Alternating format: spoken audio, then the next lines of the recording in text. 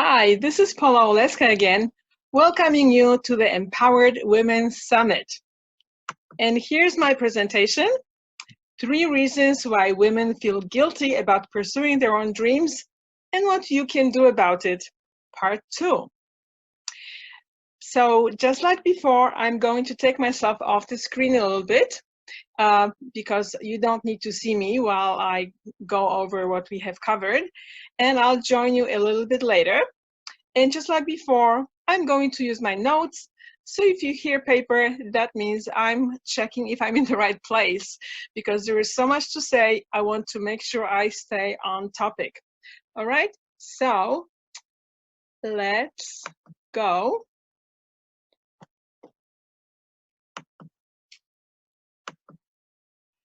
Do you ever ask yourself, if I only had a brain? I certainly do. And today we are going to be talking very thoroughly about what it means to have a brain. And if you watched the previous video, you pretty much know who I am, but if you haven't, or even if you have, I'm just going to reintroduce myself. So my name is Paula Oleska. I'm a brain reprogramming expert, and I can reprogram your brain for maximum success. I'm also a best-selling author, mindset maverick, and procrastination wrangler. I helped over 5,000 individuals skyrocket their business and personal results. And I can speak 5 different languages, one of them being language of success. And I've been speaking this language for over 25 years internationally, teaching different aspects of brain reprogramming. Today, women hire me to unleash fearless action on their own behalf, because most are drowning in obligations, expectations, and secret internal programming of fears and doubts. So I help them make bold and powerful decisions in their lives to liberate themselves from guilt and fear and those excessive obligations, and to finally claim who they really are and achieve their secret dreams. In the first video, we talked about the 3 reasons why women are run down and stretched too thin, and some surprising insights that have to do with the brain. So let's go over these 3 reasons to summarize. Do you remember? If you do, say them with me. Reason number 1 is women feel run down. Many women think, how can I take care of myself? Everybody relies on me. I can't add one more thing to my schedule. I don't have time to go to the gym. And oftentimes I can't sleep well because I'm worried about all these people who rely on me. So that's a very powerful reason number 1. The reason number 2 is that many women no longer know what they really need. And the way that happens is because if you are constantly told that you need to override your own needs and forget about them, or at least not pay attention to them because you need to help and serve others, then eventually you will forget or lose touch with what you really need. And that's another good reason why women cannot pursue their own dreams and agenda. And the third reason has to do with your brain. The third reason is that your thinking brain, and I will explain momentarily what that is, has been hijacked by your emotional brain. So let's see if we can talk some more about your brain. I'm sure you know that you have your right brain hemisphere, the one that's right above the green line, and the left brain hemisphere on this side. And what you call the mind actually is the left brain. And these two hemispheres comprise what is called neocortex or cortex. Cortex means covering, like a bark on a tree. And I call this part of your brain your thinking brain, because this is where thinking actually happens. So experts say, one of my favorite experts, Daniel Siegel, says that your cortex has a depth of 6 business cards. Can you imagine? 6 business cards stacked on top of each other. Very, very thin. And yet you still have a lot of brain underneath it. So what is in there? Well, you have 2 more parts of your brain that you may not know about. You have your behavioral brain and your emotional brain. So we'll get to that very shortly in a more practical way, but I want to tell you that I call this behavioral brain behavioral. Scholars call it reptilian because it controls your habits and behavior. And your emotional brain controls your emotions, obviously, and is also in charge of your relationships. So I will explain shortly what happens when they are in conflict. But I also want to tell you that most scientists and other experts who talk about the reptilian brain give it a really bad rap. This is really bad. It's your snake brain. It's your dinosaur brain. And it just makes its own decisions and so on. It's a seat of the ego and things like that. Well, I need to tell you that your behavioral brain is absolutely wonderful. First of all, it keeps you alive. And second of all, it keeps you safe. So if it didn't do that, you wouldn't be here. So you need to pat yourself on the back of your head and say, good job, behavioral brain. And I'll tell you more about the emotional brain later, but still a few more words about the behavioral brain. Of course, it can be out of balance, and we don't have time to go too much into that. But when it is in balance, it allows you to claim what's yours. So it knows what your needs are. It knows what's yours. It knows what you're entitled to.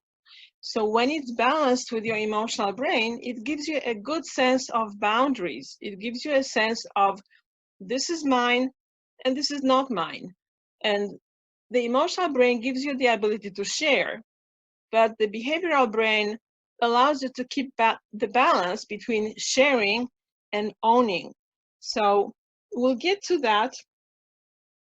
We'll get to that very, very, very, very shortly. So let me get my teaching aids, and I will do my best to explain it to you in a very practical way.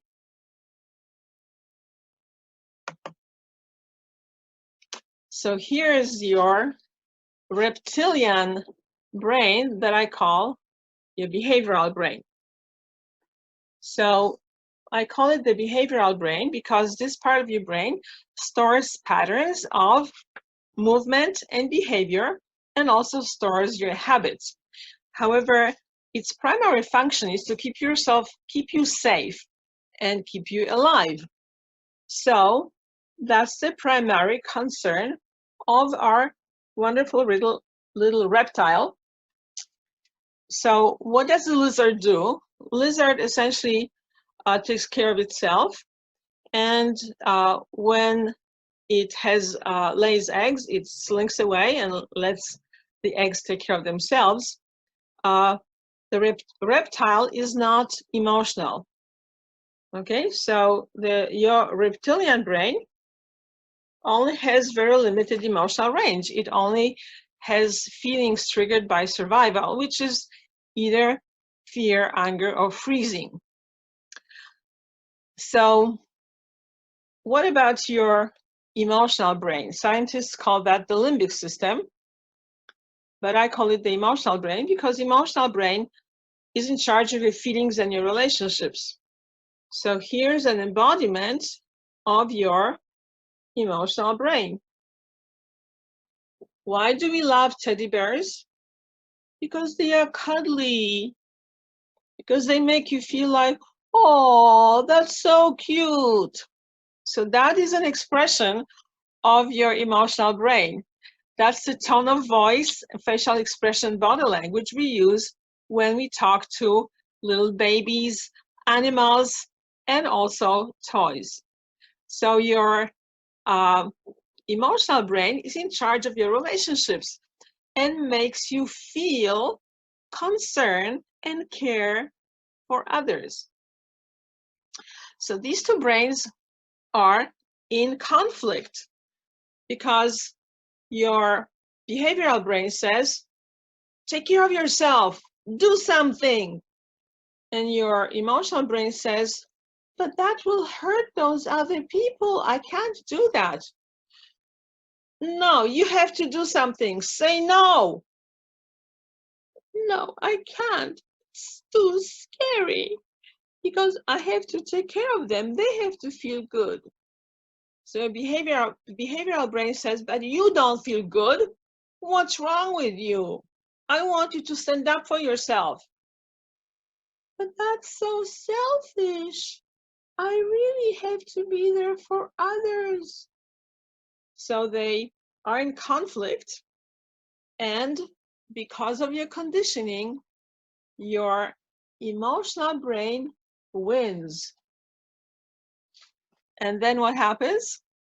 I'll tell you that a little bit later or very shortly, but I hope you enjoyed this little presentation.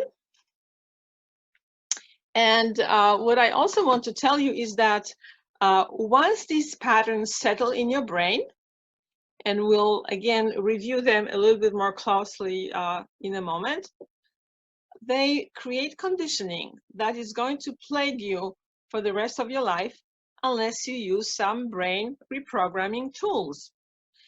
And I'm going to share a little bit of my story, which I shared also in the previous video, because I want to let you know why I know that you can reprogram your brain and why I have a better way compared to what you've been doing. So I have been a victim of conditioning myself. Just like most women, most little girls, I was told I have to be nice and pretty much that my job in life is to keep everybody happy. So I was twisting myself into pretzels inside, and it took me a long time to realize that I could not make everybody happy because they had conflicting expectations. But because I could not meet everybody's expectations, I really hated myself. I felt really guilty about not being there for everybody who wanted me to be there for them. It took me a long time to come out of that conditioning, but my initial efforts were, just like most people at that time and even now, the things that are most popular in all self-help, which is positive thinking, affirmations, visualizations, and different forms of spirituality. So I decided I was going to be very positive. And I really, really, really tried to get rid of my negative thoughts and negative feelings. And I had a very awakening experience at some point. So the situation was, I was taking a workshop and I was 5 minutes late, and they did not let me in the room. So I was furious because it was only 5 minutes and they could have let me in and they could have waited for me. And all these thoughts were going through my mind, but I had to wait till the break, till they let me in. So I was using all my mind reprogramming tools. I was breathing, I was affirming, I was forgiving myself for being late, I was forgiving them for not letting me in, I was trying to get rid of my anger, and I thought I did. So when they finally let me in, I thought I was calm, but the feedback I got that I was angry. Well, how could that be? I did not feel angry because I spent all this time calming myself down and convincing myself that I wasn't angry. So that was a bit of a wake-up call because I realized that all this positivity was disconnecting me from what I was really feeling in favor of what I should be feeling. So this was one of the first wake-up calls that made me look for better tools. And I found those tools in the brain. But until I found those tools, I was doing what everybody else is doing, which is, as I said, being very positive. And as I also mentioned in the previous video, it made me overlook inappropriate or even abusive behavior that I was encountering. So what was I doing? I was blessing these people who were against me. I couldn't even say they were against me because I was so negative. So if I ever mentioned that to any of my friends at that time who were also into being positive, they said, oh, you can't say that because you are creating negativity. So I did not want to create negativity. So I was intensely praying for these people, for myself, for the positive outcomes. I was blessing everybody. I was forgiving everybody and myself. And lo and behold, I was evicted from my apartment after a very nasty lawsuit. And I was so scared that I was, for another few months, tiptoeing around my new apartment because I was still, my body was still conditioned that I was going to be attacked. So that was another wake-up call because I realized that what I was doing really wasn't working. And not only wasn't working, it was working against me because instead of standing up for myself, recognizing that I was dealing with people who were irrational and didn't have my best interest in mind, to say the least, I was staying on the positive side and overlooking the reality. So I was on my way to face reality and looking for better solutions. So I found them in the brain. Working with the brain allowed me to break all the rules. And then later on, I also did my own very profound work with emotions, and I discovered many things that nobody seems to know about. So I created my own system of working with emotions, and that's a part of my program that I use in group programs and also with my individual clients. And these are the tools that help people come out of denial and face reality. So let's get back to the brain tools. So once I discovered these tools, my life really accelerated and I started to very quickly shed conditioning and started to be true to myself. And of course, now I help my clients do the same. So let's see.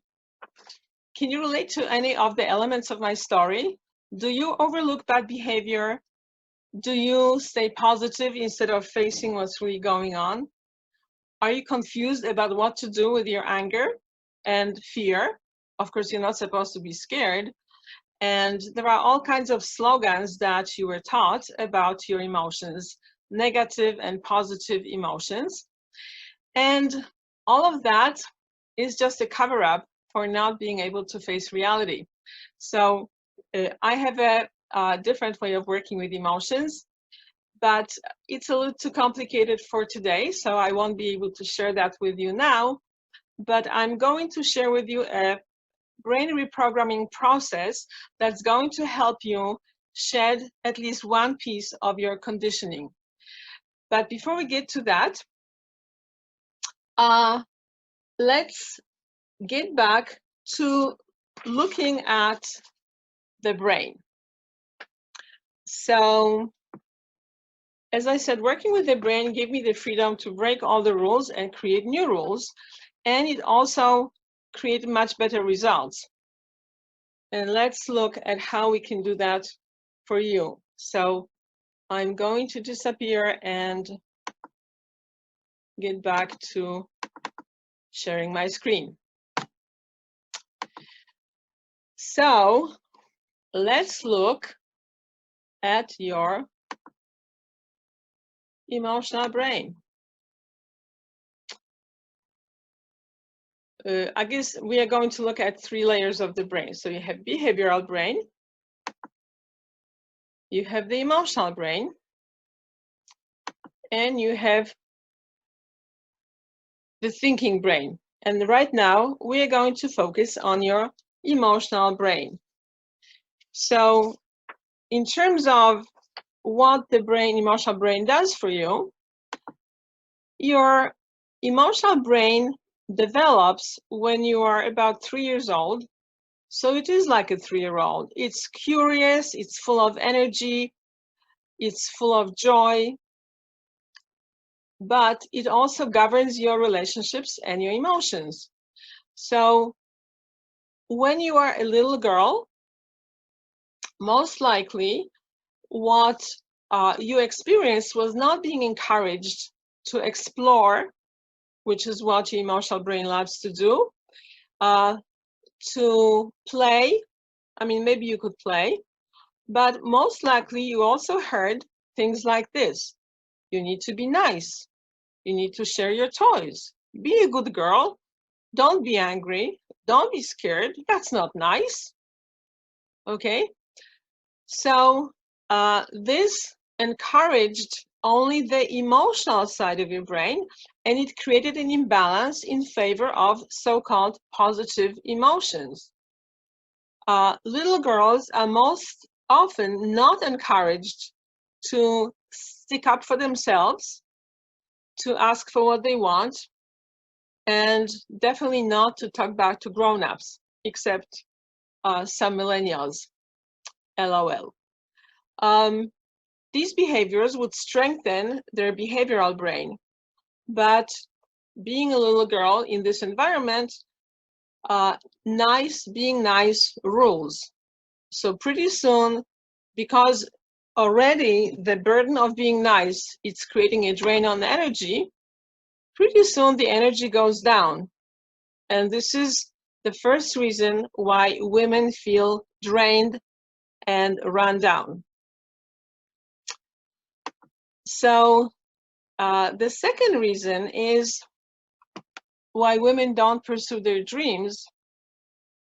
It's because they can't identify what they really want.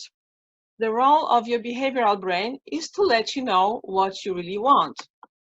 Your behavioral brain is like a 1-year-old. It really knows what it wants, and it wants it then. So when your behavioral brain is in balance, you are fully aware of what you want, and you are going to stomp your feet and demand that your need is going to be met. But like if you're like most little girls, that was discouraged, and that was told that that's not nice, you are not being nice, you are too selfish, and you should take care of others. So pretty soon, words like mine, my wants, my needs, and even I become a no-no. So many of my clients have that conditioning, at least initially. And for instance, one of my clients, I quoted that story in the first video. When I asked her what it would mean to take care of herself, she pretty much didn't know. But then So I'll tell you later what she discovered later. And then the conditioning that you should not take care of yourself results in many women initially saying, but that's selfish. I can't say no, even to people who are abusive or unpleasant. So do you know women like that? Do you know women who just say, if you ask them what they want, they say like, oh, I don't know, I'll just go along with what you want. And in addition to that, just like me, many women have a blind spot for bad behavior. And I think we are going to go back to the previous slide. There must be some slide with bad behavior sometime later. So as I told you, I was overlooking bad behavior, and I see that in most of my clients, they have to be educated what it means to be respected, to be cherished, to be taken care of, because most of them don't realize that not being treated well is not a good thing, and they should not put up with it. So that's what we do. And that has to do with, and that's how we get to your thinking brain. So that has to do with the fact that your thinking brain has been hijacked by your emotional brain. So as I also mentioned that in the first video, contrary to what you have been led to believe, your mind or your thinking brain is at the mercy of the other two brains, because you can look at it as the HR principle. The HR, or human resource principle, is last hired, first fired, right? So you know that the employees, when there are layoffs, very often they first get rid of the most recent hires. That's a whole other subject we could talk about another time. But your brain uses the same strategy. So your thinking brain is the most recent addition to your neurological development, and therefore it's at the mercy of being fired when things get hot. So your behavioral brain, which is in charge of your safety and survival, and it decides completely in separation from your conscious mind whether you're safe or not. And if it decides with its own inner wisdom that you're not safe, it's going to shut down your thinking brain, and your thinking is not going to be real thinking. It's going to be a reflection of your conditioning. And this is what happens when your emotional brain has been conditioned to always think of others and not think about yourself. So when you are conditioned that your mind should be concerned with your family, your parents, your friends, and everybody else, and you're going to also overlook inappropriate behavior, that means that your thinking brain is now hijacked to do the job of your emotional brain, and that's why you are always going to be thinking about others. So let me go back to that. We need another moment before we can get to that. So summarizing what we have been talking about so far is that most likely, in order to get rid of your conditioning and start to work on your dreams, you have been taught to use your mind and different mental techniques, such as using your mind to talk yourself out of your so-called negative feelings, using your mind to talk yourself out of habits and behaviors. And it works up to a point. But when I was studying all of that, I thought, first of all, it's too tedious. You have to practice, practice, practice, practice. And then very often it still doesn't work, because when the push comes to shove, you still go back to your old behavior. So you can think about how many times you promised yourself that you are not going to yell at this nasty friend, or you're not going to eat cake, or you're not going to do something else, or that you're going to do something. For instance, you're going to make a commitment that now you're really going to start exercising. And then what happens? A little bit later, it all evaporates because your habit is stronger than your thinking brain. Why? And here we get to the revolutionary secret,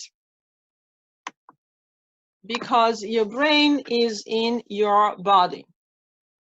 All right, I'm going to say it again because most likely you haven't heard that. So without going into all the details and science behind it, I want you to understand that your brain is not just a structure in your head. It's a communication network that extends throughout your body. And the mind, according to the current neuroscience, is the outcome of what happens in your body, which means how you process information in your body. That includes your muscles, your internal organs, and all other kinds of tissues that are important in your biology, in your survival. So instead of using your mind, you might as well use your body.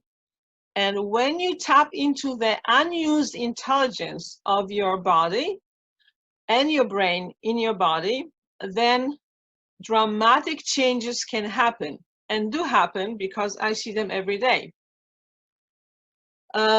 So for instance, how rapidly can you make a change? You can make a change right away. I was teaching a class yesterday to a group of about 30 people, and I was explaining to them these principles and why working with the mind is only partially effective sometimes. And I taught them one exercise to improve focus, and within 5 minutes, everybody was reading faster. I taught them one exercise that will coordinate your thinking brain with your behavioral brain to take action, and that allowed them to eliminate procrastination on one activity within probably less than 10 minutes. And I taught them one exercise that also within literally 2 minutes reduced or eliminated emotional stress. That's the exercise I'm going to teach you in a moment. And I want you to experience how quickly you can make a change and effortlessly if you use the right tools. So personally, I like effortless, and I'm also into easy. And I know that systems that are complicated and require a lot of focus and structure and a lot of just complicated procedures are very popular and people value them more. So I hope that you are in the minority that hopefully will become a majority of people who value simple, profound, and extremely effective solutions. Okay? So let me summarize. Your thinking brain or your mind is at the mercy of the other two brains because those two brains control your body, and your brain is really in the body. Okay? So we are going to start exploring how you can use this principle of tapping into your body to change one piece of your conditioning. So here's an overview. Don't do anything yet because I'm just going to describe to you the steps that you're going to take, and then I will guide you through each of these steps. So this is going to be a process where you're going to start writing down all of your obligations towards all the people, causes, and institutions, or anything or anyone else. One of my clients, as we discovered in her sessions, she was tired, and what we discovered one of the causes was she had an excessive sense of obligation to all the nonprofit boards that she was serving on. So she didn't realize that some of her physical symptoms that just would not go away were related to the fact that she was draining herself and doing what she didn't really want to do anymore by being committed to those boards. And once we cleared up those obligations and some of the emotional reasons behind those obligations, her physical symptoms also disappeared. And of course, she had a lot more time for things that she really wanted to do. So number one step in this process is going to be for you to create a chart of as many obligations as you want to get rid of right now in this process. Number two is going to be looking at the chart and observing how it makes you feel. We do a lot of observing in this process because it's a very important function of your brain and also of your awareness. Awareness has a huge role in solving problems. Number three, you are going to stand up and drop your chart symbolically, letting go of everything that is on it. And then you will also observe how it makes you feel.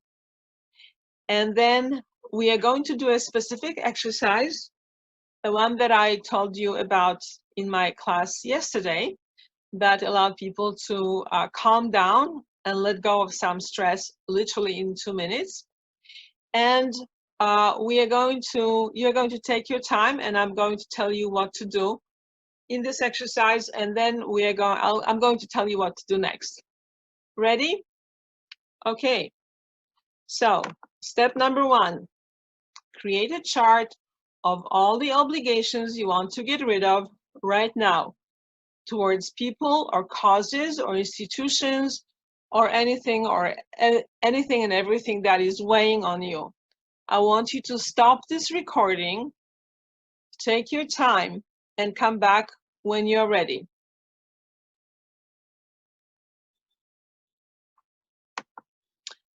Ready for step number two? When your chart is finished, take a look and observe how it makes you feel. Most people observe a change in their state. They feel overwhelmed or scared or sad or depressed. They feel something. So I want you to identify what it is that you feel when you look at your chart. And when you finish doing that, stand up and drop your chart, symbolically letting go of everything on it, and observe how you feel. So pause this video, do these 2 steps, and then come back.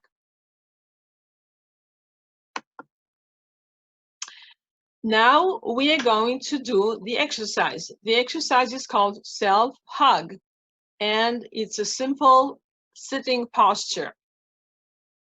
You start by doing what is on picture number 1, which is you cross your ankles, then you reach forward with your arms and turn your thumbs down. Make sure you turn your thumbs down before you cross your wrists.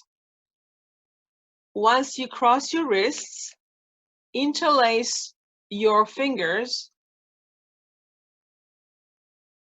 and bend your elbows and rest your hands on your chest like you see in picture 2. Then you will close your eyes and very gently touch the tongue to the roof of your mouth, which means behind your upper teeth. And you are going to hold it, take your time, for anywhere from 1 to 10 minutes. So yesterday, as I told you, I timed it. So we did this posture for 1 minute, and that was enough for people to let go of some stress. But you don't have to rush. You can pause this video, take your time, and come back when you're ready. So actually, I should probably, that's right, come back when you're ready, and we'll go to the second part. Ready for the second part? You uncross your feet, touch your fingertips together. You can rest them in your lap or rest them on the table or a desk, wherever you're sitting. And you continue to close your eyes and gently touch the tongue to the roof of your mouth. and hold for at least another minute, or better still, take your time. So pause this video, take your time, and come back when you're done. When you're done with this second part of the exercise, both of these parts are called self-hug. Now, I want you to look at your chart again and observe how it makes you feel. So before you go on, do that. Take a look at your chart and observe how it makes you feel and make a note of a difference comparing that to the first time. Once you have done that, I want you to stand up and drop your chart, again, symbolically letting go of everything on it. Observe how you feel this time. And again, make a note of the difference. So take your time and continue when you feel ready. The last step is you crumple or tear up the paper into smaller pieces and crumple it and joyfully throw it out piece by piece. It's a very important part of this process. Take your time. If you tear up your paper, throw out each piece separately and have fun. So again, stop this video, take your time, enjoy it, and come back when you're done. Now, observe how you feel, compare it to how you felt when you were creating your chart of obligations and looking at it.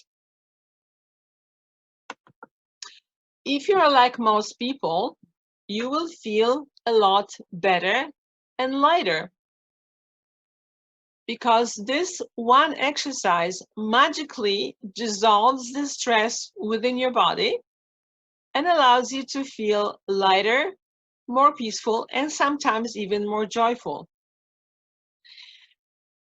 And now you are free of your obligations and ready to take another step into your self-development process towards fulfilling your dreams, or at least discovering what your dreams are.